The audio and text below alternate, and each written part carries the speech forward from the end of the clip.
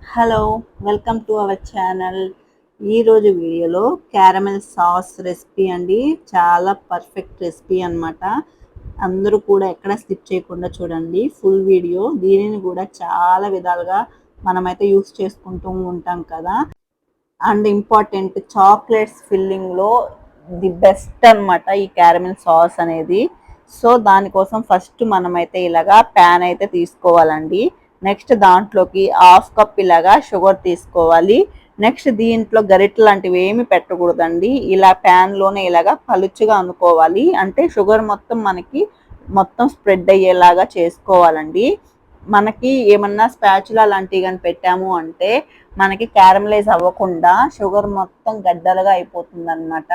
So ఇది చాలా important అనమాట. ఇలాగా మెల్లగా క్యారమలైజ్ దానికై అది అవుతూ ఉంటుంది. మనం జస్ట్ ప్యాన్నే చేత్తో అనేది ఇట్లా తిప్పుతూ ఉండాలన్నమాట షుగర్ని పైకి కిందకి. అప్పుడు మనకి పైది కిందకి వెళ్ళడము, ఆ కిందది పైకి వెళ్ళడము, అలాగా నిదానంగా క్యారమలైజ్ అనేది షుగర్ అవుతుందన్నమాట. ఇంకొకటి, మనం గ్యాస్ అనేది ఎప్పుడు కూడాను సిమ్లో ఉంచుకొని సాస్ అనేది ప్రిపేర్ చేసుకోవాలి. చాలా త్వరగా మనకైతే ఇది మాడిపోయే ఛాన్సెస్ ఉంటుందన్నమాట.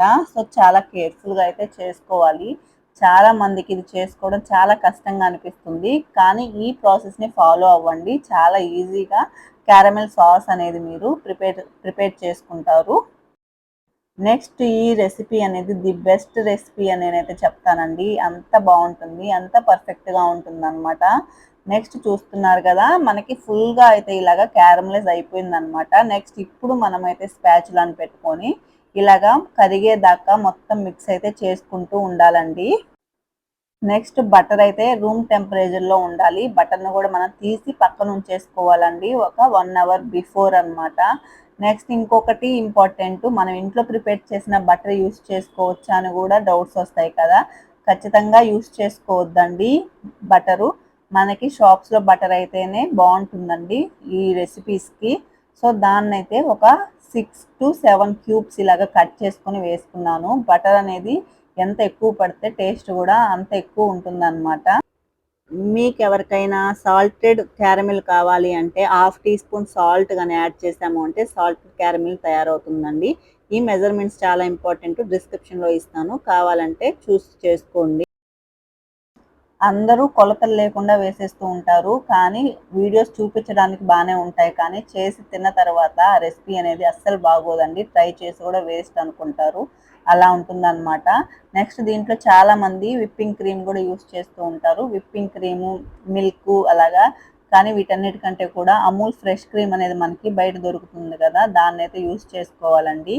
ఈ బటర్ అనేది బాగా మెల్ట్ అయిపోయిన దాకా ఇలాగ మిక్స్ చేసుకోవాలి. హీట్ ఎక్కువ అనిపించింది అంటే గ్యాస్ అనేది ఆఫ్ చేసేసుకొని ఆ తర్వాత ఇలాగా కలుపుతూ ఉండాలండి.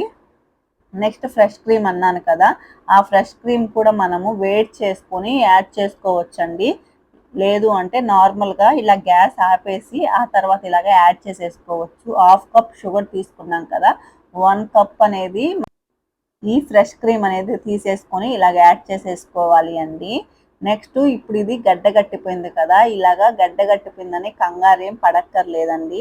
ఇది గ్యాస్ అనేది మనము ఆన్ చేసేసుకొని సిమ్లో ఉంచేసుకొని ఇలాగ కలుపుతూ ఉన్నాము అంటే నిదానంగా మనకైతే ఇది బాగా రెడీ అవుతుందన్నమాట.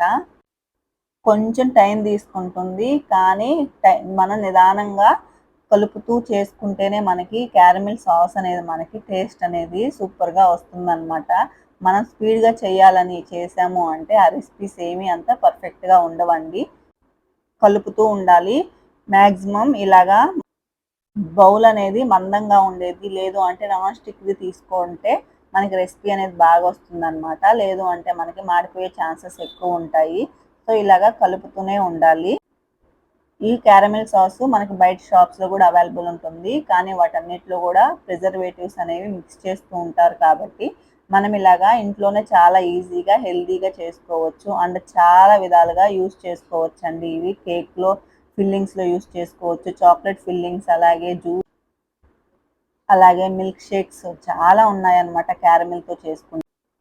ఇలాగా మిక్స్ చేసుకున్న తర్వాత మీకు థిక్నెస్ చూసుకొని ఇంకా గ్యాస్ అనేది ఆఫ్ చేసేసుకోవచ్చు అండి.